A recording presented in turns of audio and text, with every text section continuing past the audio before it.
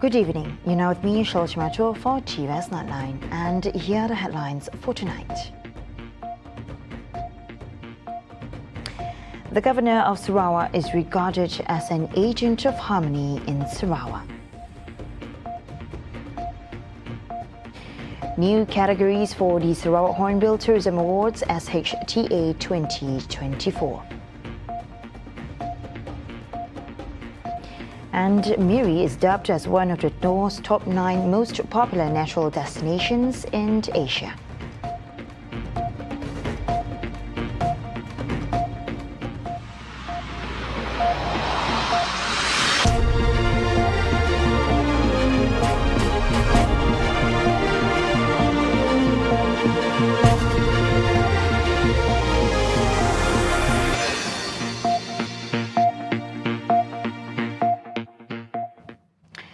The governor of Sarawak, Tun Sri Dr. Wan Junaidi Tuanku Jaafar, is regarded as an agent of harmony in Sarawak. According to the Bishop of the Anglican Church in Sarawak and Brunei, Reverend Dr. Donald Jute, Dr. Wan Junaidi is known for his consistent efforts to promote unity in diversity in Sarawak ever since his early years in politics. He is well known, obviously, for his work in promoting harmonious understanding and relationship amongst us Malaysian of the various ethnic background as well as of religious, and it was a brilliant visit. Tun shared with us of his works in promoting understanding amongst people of all religious and ethnic background, back from his early days as a member of parliament to his work in as a federal minister and speaker of our Senate, and now as our Tuan Yang Terutama, as our governor. And all this we believe augurs well for our nation, and more so our beloved Sarawak. The 9th edition of the Sarawak Hornbill Tourism Awards SHTA 2024 will see several new categories to better reflect the state's commitment in recognizing and celebrating excellence across all tourism aspects.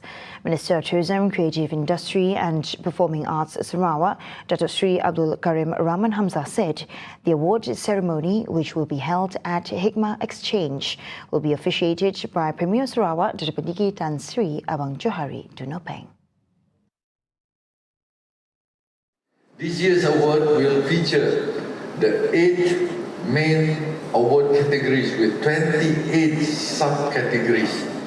Among these categories, I'm thrilled to announce that this year, the 9th Sarawak Hornbill Tourism Award will be introducing several new categories to better reflect our commitment to recognizing and celebrating excellence across all aspects of the tourism industry.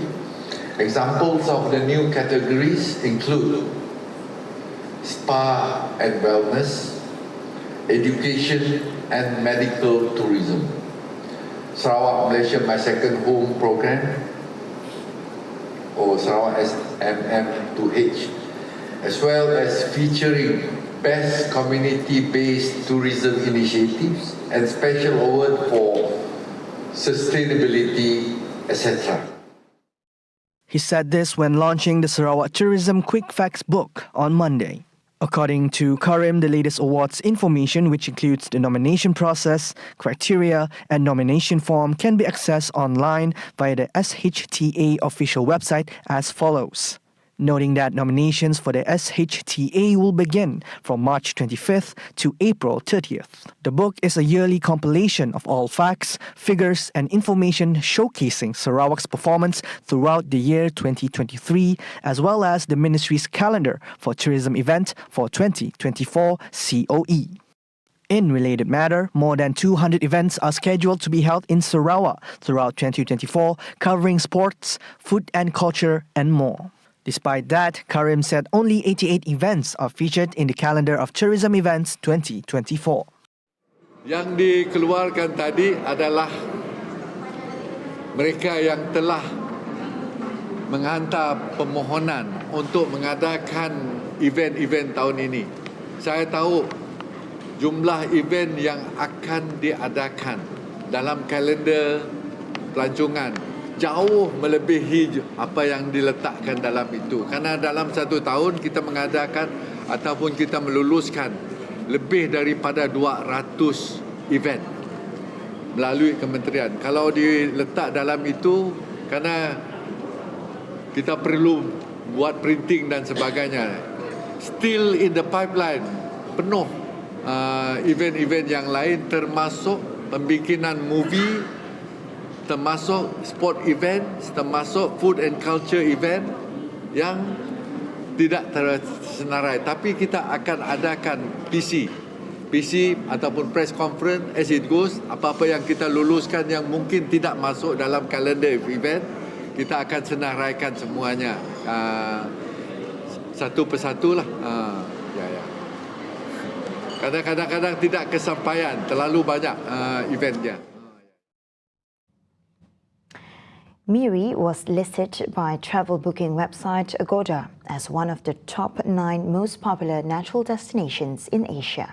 The list was published last January in conjunction with its tourism promotional campaign to raise $1 million in collaboration with the Worldwide Fund for Nature (WWF). Agoda's Southeast Asia Vice President Enrique Casals in a statement stated that the fund will be used to conserve natural destinations in the region. Miri has been the main destination for many tourists as it serves as an entrance to the natural heaven Gunung Mulu National Park. Home to the biggest cave in the world, Mulu was gazetted as a totally protected area starting 1974 until 2011. Besides Miri, the other 8 most popular destinations in Asia listed by Agoda are Ooty, India, Lombok, Indonesia, Hakone, Japan, Sikijor Island, Philippines, Jeongseon-gun, Gangwon-do, South Korea, Hualien, Taiwan, Khao Yai, Thailand, and Dalat, Vietnam. On to the next update. The construction of 126 new house units in Phase 2 of Harmony Gardens, Sri Aman, will soon commence after the completion of the modifications on a new housing design plan. Simanggang Assemblyman Dr. Francis Harden Hollis said that the development of these houses is under the Sri Pertiwi program, which provides many benefits to the public. He said that the housing project in Harmony Garden will provide more residential houses for Sri Aman, an area with an increasing population. Kita berharaplah fasa 2 ini bermula dengan desain reka bentuk yang baru. Supaya kita dapat peminat-peminat orang yang nak memerlukan rumah, dapat membeli rumah di Kampung Harmony. Dengan infra yang kita telah naikkan dari segi peparitan dan juga landscape dekat kawasan tersebut. Jadi saya berharaplah ada di bawah program Sri Pertiwi ini kita akan menyediakan rumah 126 unit dari pihak STC. Kita berharaplah dengan rumah Sri Pertiwi ini kita dapat menyediakan rumah untuk penduduk-penduduk di Sri Aman yang bertambah dalam 2 tahun 3 tahun ini. He said this during a closing remarks of a briefing session regarding the status of HDC housing projects in Sri Aman held at the meeting room of Wisma Sada earlier today. Francis Harden, who is also the State Deputy Minister of Education, Innovation and Talent Development, added that another new housing development area on an area of land spanning over 17 hectares will soon commence in Kampung Muhibah, Sri Aman. He mentioned that spectra houses are expected to be built in that area. Community leaders and tribal chiefs in Sri Aman are urged to take part in conveying any information regarding housing development in Harmony Garden to the public. Deputy Minister of Education, Innovation and Talent Development, Sarawak, Dr. Francis Harden Hall, stated that all information from the briefing sessions on housing project status by Sarawak Housing Development Corporation (HDC) must be communicated to all residents in Sri Aman. He said that this is to address all questions and concerns of the public regarding the long delays in completing construction in Harmony Garden. Ketua masyarakat, ketua kaum bersama kita supaya kita dapat berkongsi maklumat-maklumat yang telah disampaikan oleh CEO tadi. Dan pada pagi ini saya juga ingin mengambil peluang ini, ingin mengucapkan banyak-banyak terima kasih kepada ketua masyarakat, ketua kaum yang bersama kita. Kita berharap maklumat ini dikongsikan dengan rakyat atau komuniti lebih lagi di Bandar Sri Aman yang sentiasa bertanya-tanya tentang keadaan housing development atau pembangunan perumahan di Taman Harmony. He said this while concluding remarks after a briefing session regarding the status of HDC housing projects in Sri Aman, held at the meeting room of Wisma Sada earlier today. The Simanggang assemblyman also affirmed that this information must be accurately delivered to the entire community so that all planned projects can be implemented smoothly and successfully. The global demand for liquefied natural gas (LNG) is increasing at a faster rate than many experts had predicted. Amidst escalating demands for sustainability and growing environmental concerns, many are transitioning towards a different energy landscape worldwide this year. In a recent exclusive interview with one of the country's top economists, Shan Said, he tapped into the insights of the future of energy, emphasizing the needs in the Asia-Pacific region for the next 5 to 10 years. Now here's what he anticipated. At Juai IQI, we stand bullish on ASEAN, Africa and GCC in terms of economic growth outlook. Energy demand remains high in Asia for the next 5 to 10 years as economic momentum accelerates in the region. Many players will be vying for the market share in this part of the world. Energy gets hot in the global macro equation. I can foresee a lot of global energy companies setting up their offices in ASEAN to capture the energy market and to leverage from the economic growth. He also estimated that LNG demand is set to rise by more than 45 to 50% by 2040 as more and more industries are moving from coal to gas, and it's gathering pace in China, South Asian and Southeast Asian countries which are consuming more LNG to support the economic growth. Meanwhile, high commodity prices and European Union efforts to replace Russian energy supplies will continue to attract new investment into fossil fuel production in 2024. According to a latest report from Shell LNG 2024, the top 5 LNG countries are USA, Australia, Qatar, Russia and Malaysia. For the record, 2023 saw tremendous demand for LNG as global trade reached 404 million tons in 2023, up from 397 million tons in 2022, with tight supplies of LNG in the market and geopolitical risk constraining the growth landscape. Coming up right after the break, 140.85 million ringgit approved for water supply projects in Sarawak, and city of Frankfurt lights up for first Ramadan. Right here on TVS Nightline, stay tuned.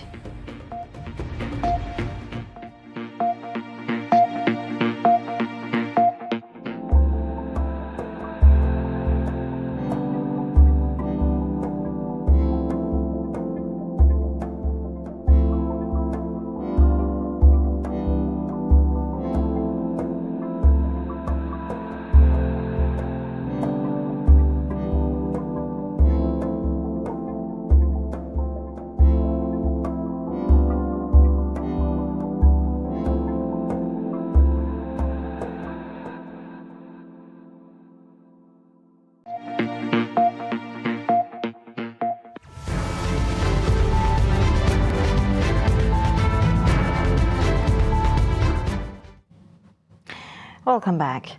The federal government has approved an allocation of 140.85 million ringgit to implement new water connection projects across Sarawak.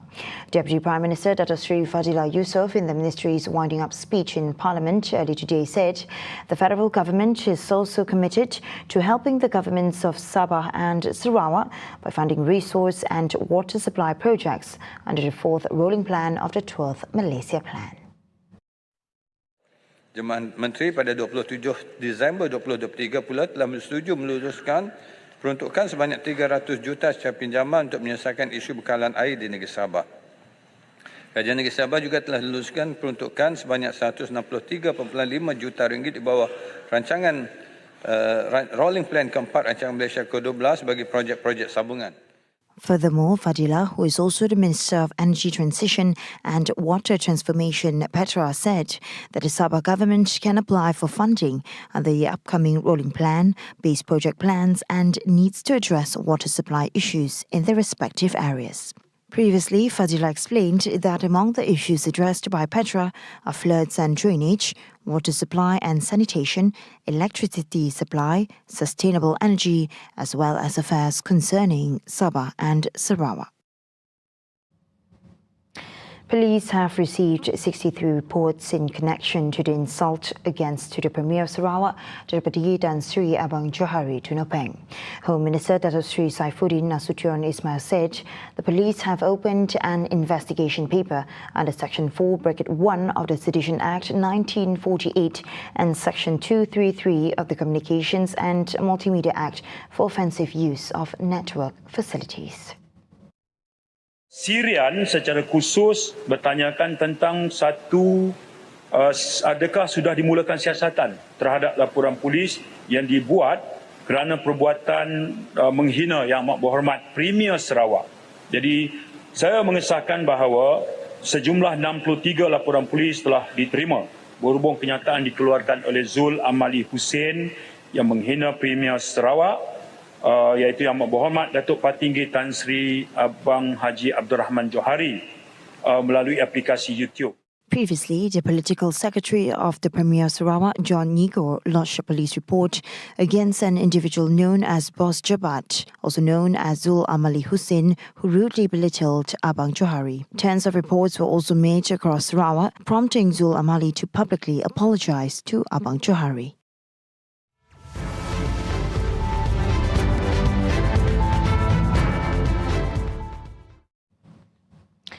As Ramadan begins tomorrow, all accredited Islamic preachers are reminded to honour and uphold the sanctity of this holy month. Hence, Minister in the Prime Minister's Department of Religious Affairs, Dr. Muhammad Naim Mokhtar, said that any knowledge sharing or religious events during Ramadan must adhere to the regulations set by state religious authorities. He reminded all Muslims in the country to practice moderation and try to avoid wasting fruits, especially during iftar. Muhammad Naim also urged Muslims to increase the frequency of their prayers, perform Salat Hajat, and recite Qunut Nazilah for the liberation of Palestinian people from the control of the Zionist regime of Israel. Previously on Sunday, the keeper of the ruler's seal, Tan Sri Syed Daniel Syed Ahmad, announced that Muslims in Malaysia would commence fasting for Ramadan starting Tuesday. The Ministry of Education has no plans so far to revamp the current education ecosystem of vernacular schools in the country. Nevertheless, Minister Fazlin Nasidah said the ministry takes note of the suggestions made by UMNO Youth Chief Dr. Muhammad Akmal Saleh on March 9 for the government to look into the vernacular education ecosystem. Kita mendengar pandangan tersebut, tetapi untuk hari ini pendirian Kementerian Pendidikan Malaysia adalah untuk berdiri tegak dan juga memperkukuhkan Akta Pendidikan. Dan sekolah vernacular ini, sebagaimana yang saya tegaskan sebelum ini, diiktiraf oleh Akta Pendidikan dan kita akan teruskan dengan pendirian tersebut. She spoke to reporters after checking out the first day of the 2024/2025 school session at Sekolah Kebangsaan Sarjana Putra, Kuala Langat earlier today. today. Prior to this, Muhammad Akmal called on the government to conduct a detailed evaluation of the vernacular education ecosystem by inculcating nationalistic aspects while strengthening its students' command of the Malay language. Meanwhile, Fadlina said the ministry has plans to strengthen Malay language proficiency at Chinese national schools. Itu memang agenda besar kita, sebab itu saya fikir dalam kedudukan hari ini bahasa kebangsaan masih lagi menjadi keutamaan dan komitmen besar kita di samping memperkukuhkan bahasa Inggeris. Meanwhile, parents who have trouble sending their children to school due to issues with citizenship are urged to come forward and discuss with the Ministry of Education. According to Minister Fadlina Sidek, the ministry will strive to help any individuals in obtaining education, even if they are not citizens of the country. Kita sudah ada SOP dan garis panduan tentang anak-anak yang tidak mempunyai kewarganegaraan itu untuk ke sekolah, dan kita sentiasa tambah baik kita punya garis panduan itu, dan kita minta untuk ibu bapa yang mempunyai masalah untuk menghantar anak-anak ke sekolah kerana isu kewarganegaraan ini untuk datang ke PPD dan JPN untuk berbincang dengan kita. Mana yang kita boleh bantu, kita akan bantu, insya-Allah. Jadi kita sudah ada garis panduan itu, dan garis panduan itu mesti dipatuhi, dan dari semasa ke semasa kita akan bantu berdasarkan kes-kes yang kita terima, insya-Allah. She asserts that every child, whether Malaysian citizen or stateless without valid documents, must attend school for education. Anak-anak mesti semua bersekolah, ya, dan sebab itu saya kata kita akan cuba bantu selagi ada ruang dan mengikut garis panduan yang telah ditetapkan oleh Kementerian Pendidikan Malaysia.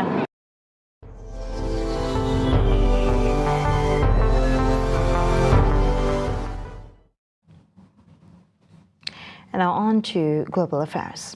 The Muslim fasting month of Ramadan commences in Gaza on Monday amidst ongoing conflict between Israeli forces and Hamas militants, with no ceasefire in sight and a severe humanitarian situation unfolding in a besieged Palestinian enclave.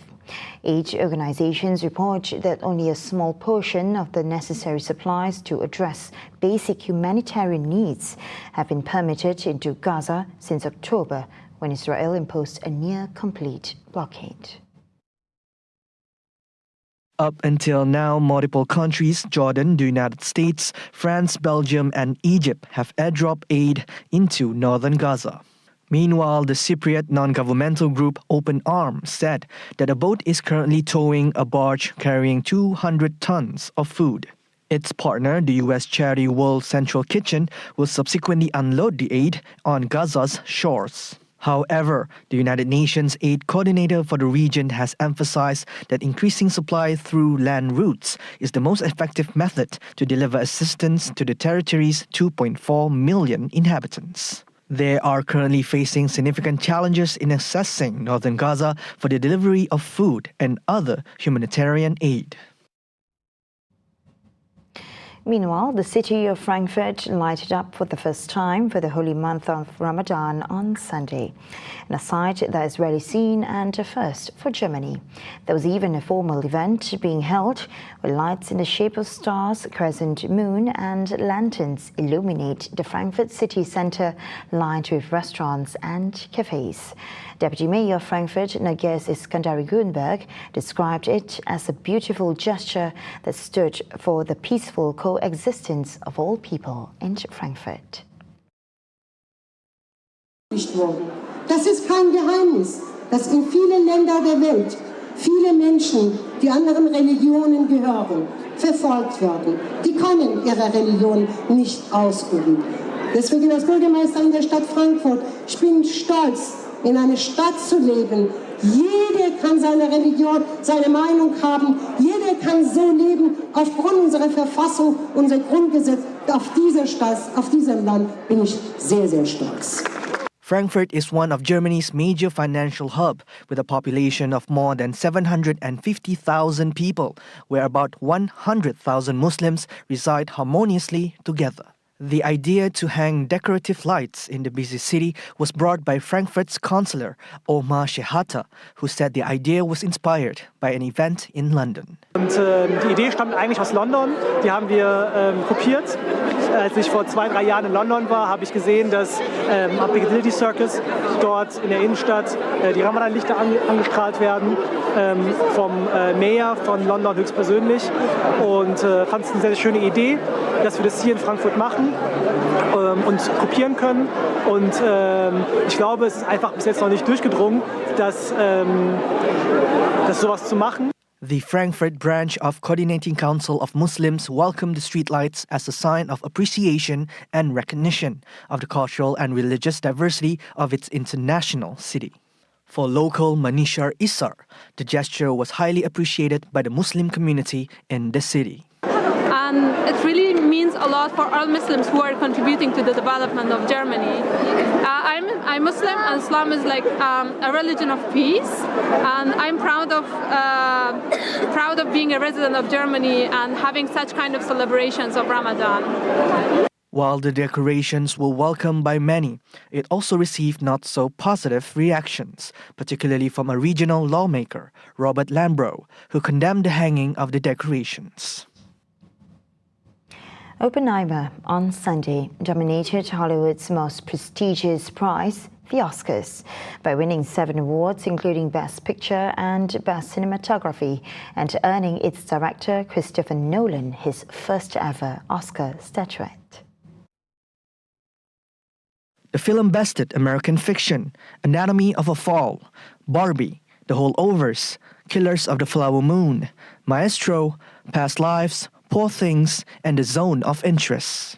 While nominated for 13 categories, Oppenheimer's near-clean sweep on Sunday night made it as one of the most awarded films in Oscar history. Nolan's masterful drama about the father of the atomic bomb also bagged acting prizes for lead Cillian Murphy and supporting actor Robert Downey Jr. Robert Downey Jr. was recognized for his stellar performance as J. Robert Oppenheimer's political nemesis, Lewis Strauss. The win came 31 years after Downey's first nomination for his leading role in Richard Attenborough's Hollywood biopic Chaplin, and 15 years after his second for the comedy Tropic Thunder. Meanwhile, 2023's blockbuster Barbie was featured heavily throughout the gala in Los Angeles. Despite being nominated for 5 award categories, Barbie only won 1 Oscar for Best Original Song, What Was I Made For?, performed by Billie Eilish. The 22-year-old now has 2 Oscars to her name, after a previous win 2 years ago for James Bond theme No Time to Die, with her brother and frequent collaborator, Phineas O'Connell. And those were the updates on TVS Nightline, and of course not forgetting those celebrating tomorrow, Salam Ramadan. I'm Shulchamato. Thank you for watching and have a good night.